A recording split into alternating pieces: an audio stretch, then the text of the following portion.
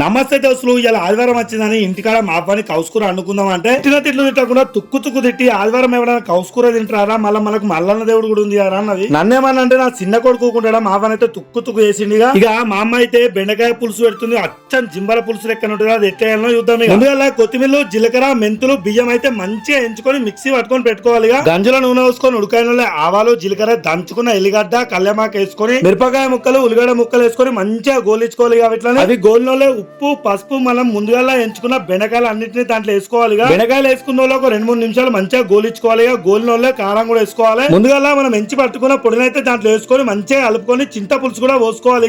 పులుసు పోసుకున్న వాళ్ళే గట్టి మంట మీద ఒక 5 నిమిషాలు అయితే గట్టి ఉడికించుకోవాలి.